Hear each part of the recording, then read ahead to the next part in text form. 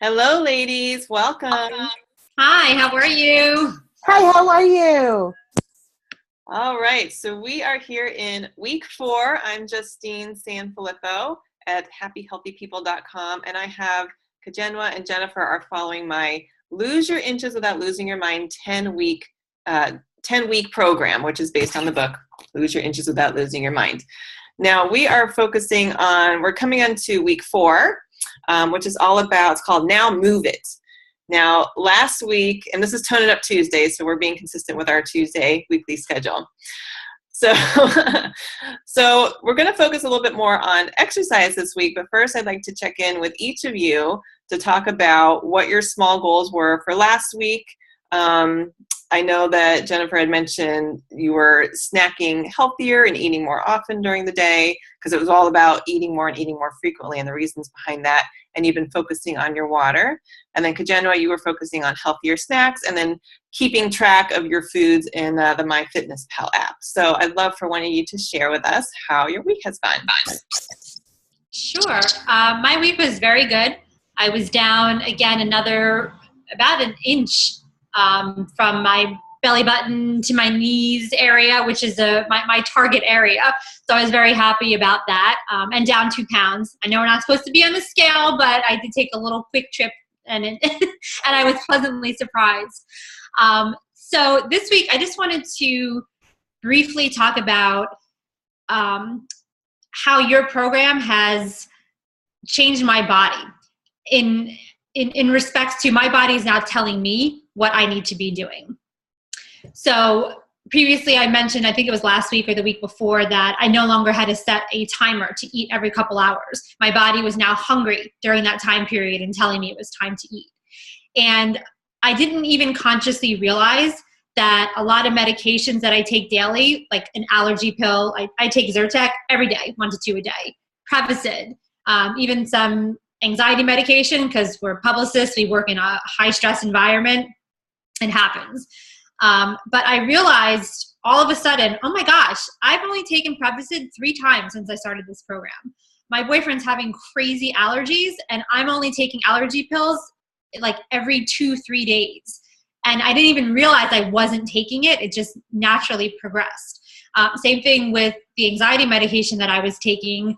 I just forgot to take it. And normally you get heart palpitations and you just don't feel good, but I didn't have that at all. I was calm. I wasn't even aware of it. So I'm really excited that I had talked to my doctor about this, and I've just started weaning it off in even a faster than normal process. Now I know that that's not right for everybody, and you do need to check with your doctor to make sure that weaning off of any medication is the right role for you. But in my case, I was really able to jumpstart it and jump ahead of where I would normally be in this process. So I was pleasantly surprised. On a side note with that, I know we briefly discussed how I was a little upset with myself for not exercising as much as I wanted to because not feeling as great, weaning off this stuff made me take a few more naps just to get through the day. But I really need to focus, and everybody should focus on all the good things you do. Why do we always focus on the one little thing we didn't do? You try to do everything 110%, you do it 105, and then you just focus on that little percent that you didn't do. So I may not have exercised as much as I wanted to. However, I am practically taking no medication at all, and it's really only been because of this program. I mean, that's so that's amazing. Like, I get like chills all over. I'm so excited for you.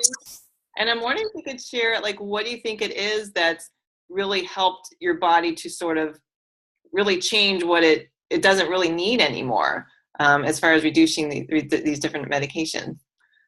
So the first thing I noticed when I started drinking water, and I think I said this in our first or second week's video, was I felt less irritable. I wasn't as anxious. And I always hear, and everybody always hears, oh, you got to drink water. Water's so good for you. It's great for your body. You're like, yeah, whatever. I don't have time for water. But it really is. Like, seriously, like the people are saying this for a reason. And that was the first thing that I noticed. And then I think watching the sodium and the amount of times a day that I was eating, I didn't have that crazy panic blood sugar drop. So again, like the heart palpitations and just the agita, because I would normally eat so late at night and I would eat a huge meal, wasn't happening. So I didn't need to take the Prevacid. The Zyrtec, that's a mystery to me, but I can only attribute it to drinking more water and just flushing everything out of my system. Wow. Yeah, that would probably make sense with the Zyrtec. So, well, it's so exciting just to hear that just it's only been 3 weeks, we're getting into our 4th week, that all these small changes are really helping literally your entire life. And I know, like so surprised. Did not expect this at all, but presently, very happy. And I love that you also mentioned that it's important not to be hard on ourselves. I think a lot of us, myself included, can be really hard on ourselves. But if you just look at all the positives that you're taking for yourself each day, it's okay if we don't do what we feel like we should be doing or we're supposed to be doing. It's like, what small steps am I taking for my health today? And what is my body telling me? So it's really important to listen. So good job. Thank you so much for sharing. Thank you. So Ms. Kajenwa, how was this past week for you? Oh my God, it was intense, difficult at times. I find that for those of you out there who are still menstruating, it's this thing about the PMS and are you bloated, are you hungry? And men, by the way, have moon cycles too, okay? So those of you who are watching out there who are men, you go through cycles too, not only the woman. So there's a thing about the emotional eater, and I realized I am an emotional eater, and there are times when I'm feeling down or not amazing that I want to reach for food. And what I've been reaching for instead is, the glass of water or, the portion controlled food that I'm after and going for healthy options instead of the fatty options that are actually going to make me feel worse in the long run. Okay, so talking about like not doing what you should be doing, it's okay if you have a slice of pizza. You can actually put that in your MyFitnessPal app, and then it will calculate for you how many slices make up, 500 calories, and then you have the remainder of the balance to do what you will with. So it takes the guilt out of eating food, okay? And when you feel like you want to go off the beaten path and go for something that's not, quote, necessarily good for you, it's actually fine. I'm finding that it's a change in mindset, which other friends who are crash dieters don't get. So that's kind of what I've been going through, which is really wild. And I'm finding that I'm having less cravings for quote unquote bad foods. Wow, that's awesome. I just took some notes here. So you touched on hormones, which everyone has, right? And it is very normal to get different sort of cravings during the month based on where we're at. And you mentioned emotional eating, and then you mentioned that the idea of having these, well, traditionally people think of as bad foods like pizza, French fries, whatever, and really just keeping it in the moderation and the healthy portion. And I have to say, I used to be a very, very, very emotional eater. I would eat like an entire box of cereal or a thing of chips or cookies. Almost like binge, right? Like binge style. Totally bingey. And then I would basically starve myself the next day to like make up for it. And then I would feel guilty either way. Anyway, this is part of the losing your mind cycle that I literally was going through. So what happened, what helped me with figuring out the emotional eating aspect is figuring out what my triggers were. So in my case, and it took me years to figure it out, I wish someone had told me, but my trigger was when a guy in my life at the time made me feel bad about myself or how I looked, or would just basically put me down. I tolerated that for no apparent reason. I don't anymore. I would turn to food for comfort. Right. Food doesn't talk to you. And you get sort of that temporary good feeling of, oh, I feel better, and then you feel worse afterwards. So figuring out the triggers and then allowing myself to have these foods, which I still do to this day, in the appropriate portions. If I am craving pizza, I was just in Vegas. Like, you can't eat 100% healthy in Vegas, but just having that mindset of, okay, I'm going to be walking today. I'm going to have a little bit of this because it's here and I'm craving it, and it's okay. Like, everything is okay. And that's one thing I love that you mentioned with the tracking. When you are writing down what you're eating, whether it's in an app or whether it's just on a piece of paper, you can see it. And really enjoy that pizza. It's going to be the best pizza in the world, or enjoy that little bit of chocolate or whatever it is. And it's the best thing in the world. And then you can see all the other choices during the day and understand that we're human and we're looking for that balance. We're not looking for perfection. So thank you so much for sharing all that with us. So well said, Justine. Thank you so much for letting us have the pizza or the hamburger. Thank you. But speaking of Vegas, we actually had a question come in from Crystal in Philadelphia. And she says, I am inclined every now and then to have a drink. I've been drinking about 3 times a week, and I want to know how to manage drinking with my healthy eating habits. Sure. So thank you for the question, Crystal.